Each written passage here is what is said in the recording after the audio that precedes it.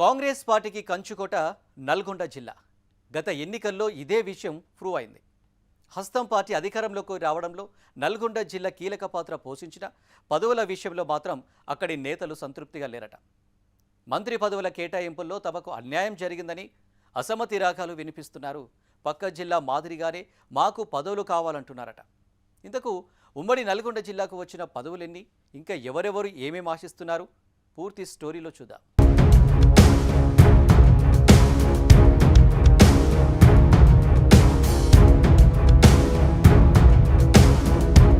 మంత్రి పదవిపై బెట్టు వీడని రాజగోపాల్ రెడ్డి. నాడు కాంగ్రెస్ అధిష్టానం హామీ ఇచ్చిందని గుర్తు.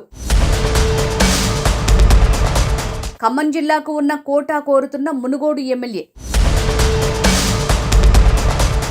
కాంగ్రెస్ పార్టీలో మంత్రి పదవుల చిచ్చు ఇంకా చల్లారలేదు.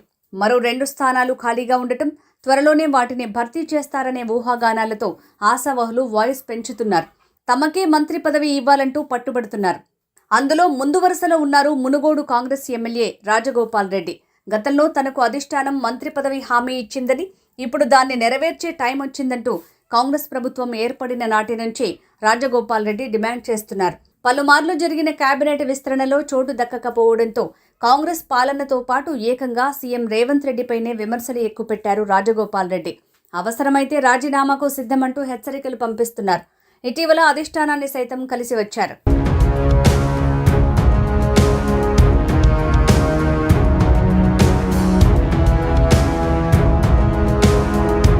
అయితే రాజగోపాల్ రెడ్డికి మంత్రి పదవి రాకపోవడానికి ప్రధాన అడ్డంకి జిల్లా సామాజిక సమీకరణాలు కలిసి రాకపోవటమే. ఇప్పటికే నల్గొండ జిల్లాకు 2 మంత్రి పదవులు ఉండటం, అందున రెడ్డి సామాజిక వర్గం నుంచే 2 ఉండటంతో కేబినెట్లో స్థానం సంపాదించాలన్న రాజగోపాల్ రెడ్డి కల నెరవేరటం లేదు. అయితే 12 అసెంబ్లీ స్థానాలు ఉన్న నల్గొండలో 11 కాంగ్రెస్ గెలవగా ఖమ్మం జిల్లాలో 9 కాంగ్రెస్ గెలిచింది. బీఆర్ఎస్లో గెలిచిన ఓ ఎమ్మెల్యే హస్తం పార్టీకి దగ్గరయ్యారు. అయితే ఉమ్మడి ఖమ్మం జిల్లాకు 3 కేబినెట్ బెర్తులు దక్కడంతో నల్గొండ జిల్లాకు ఎందుకు ఇవ్వరని రాజగోపాల్ రెడ్డి వేస్తున్న ప్రశ్న. కాంగ్రెస్ పార్టీ అధికారంలోకి రావడానికి ఉమ్మడి ఖమ్మం జిల్లా ఎంత పాత్ర పోషించిందో ఉమ్మడి నల్గొండ జిల్లా కూడా అంతే పాత్ర పోషించింది. అందుకే ఉమ్మడి ఖమ్మం జిల్లాకు ఇచ్చినట్టు ఉమ్మడి నల్గొండ జిల్లాకు సైతం 3 మంత్రి పదవులు ఇవ్వాలని డిమాండ్ చేస్తున్నారు. అందులో ఒకరు రాజగోపాల్ రెడ్డి.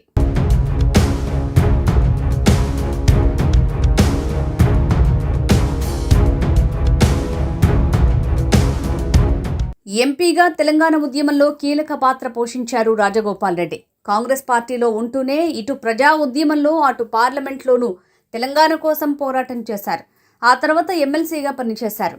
అయితే బీఆర్ఎస్ పార్టీ 2వ టర్మ్ అధికారంలోకి వచ్చిన తర్వాత కాంగ్రెస్ పార్టీకి ఎమ్మెల్యే పదవికి రాజీనామా చేసి బీజేపీలో చేరారు. మునుగోడుకు ఉప ఎన్నికలు రాగా బీజేపీ నుంచి పోటీ చేసి ఓటమి చెందారు.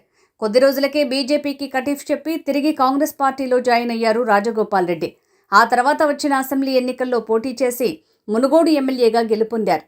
కాంగ్రెస్ పార్టీలో జాయిన్ అయ్యే ముందు కాంగ్రెస్ అధికారంలోకి రాగానే మంత్రి పదవి ఇస్తామని హామీ ఇచ్చారని రాజగోపాల్ రెడ్డి చెప్పారు.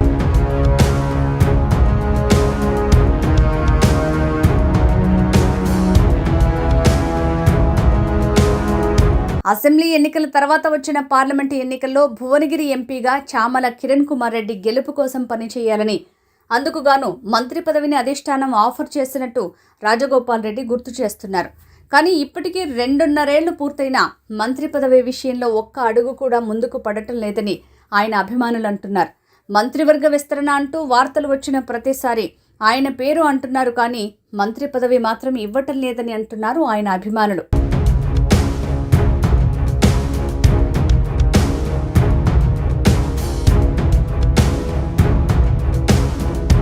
ఇదంతా ఒకెత్తైతే ఈ మధ్య చాలాసార్లు ఆయన కాంగ్రెస్ ప్రభుత్వం సీఎం రేవంత్ రెడ్డిపై విమర్శలు గుప్పిస్తున్నారు.